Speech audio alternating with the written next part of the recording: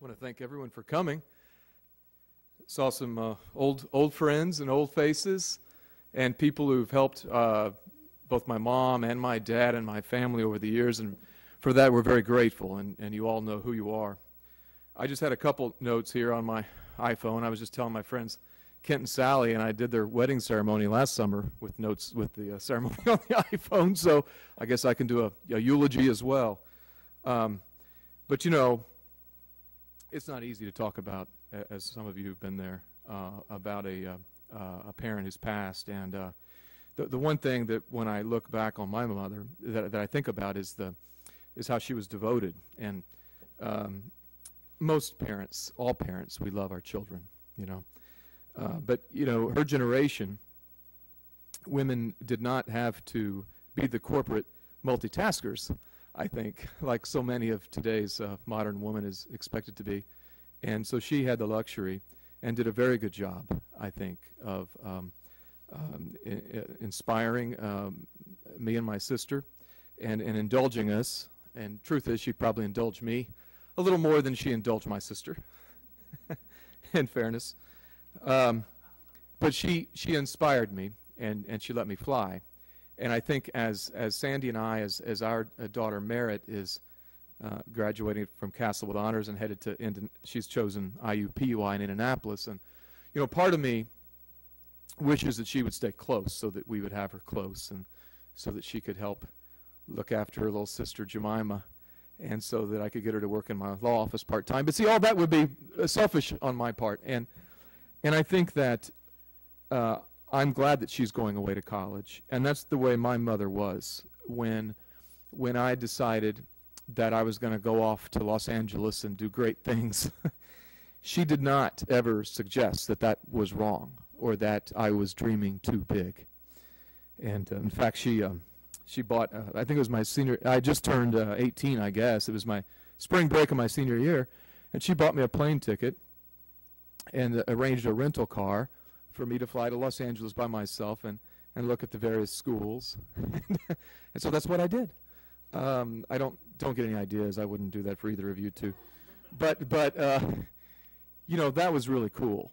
And she never expected me to stick around for her.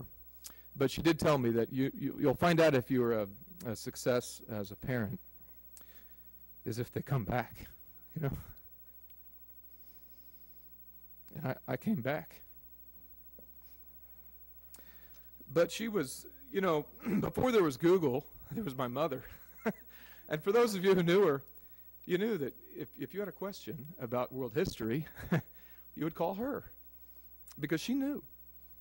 When she was on, and you know what I mean by being on, when she was up in one of her energetic phases, we will call it, she could recite the succession of kings and queens.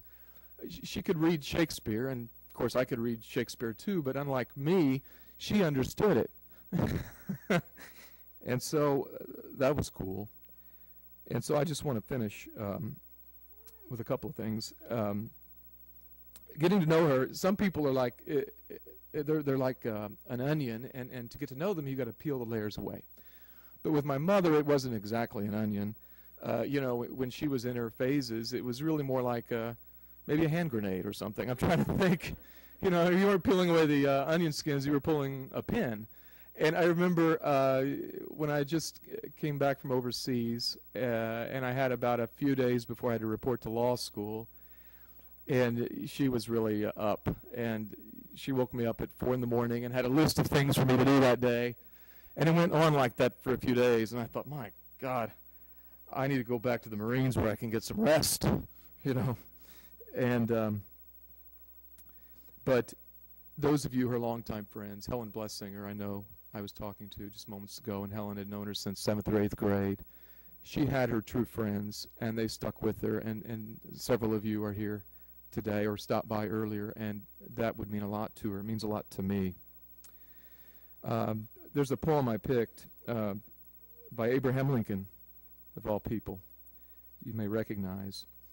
And it says, all that I am, all that I hope to be, I owe my angel mother. My hand she guided as I learned to write. My feet she guided in the ways of right. My hopes she cherished like a flame of light.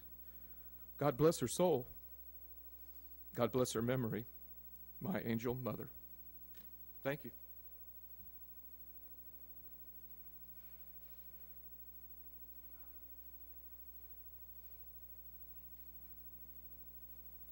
Hi, I'm Kate, Krista's daughter, if you don't know me. And I've got some scripture and then just something I'd like to say. So I'm starting out with John 14:2-3. It says, "In my Father's house are many rooms. If it were not so, I would have told you. I am going to prepare a place for you. And if I go and prepare a place for you, I will come back and take you to be with me, that you also may be where I am."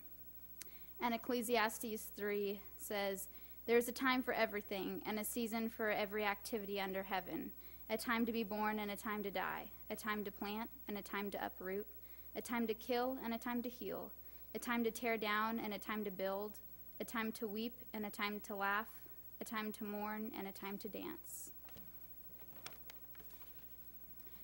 We all have a purpose in life, and that comes from being a child of God. No matter what season of life we are in, we have a purpose, a calling, young or old. I believe that the key to happiness is to realize that purpose to love God and to love others through all things. And because these things will lift our hearts, and loving the Lord, like finding purpose and worshiping, and loving others, caring and serving, it all has a different aspect of happiness with its own value. No matter what stage or situation we are in during our life, we all have value. And so I wanted to leave you with a verse during this hard time, and it's John 16:33. And it says, "In this world you will have trouble, but take heart, I have overcome the world."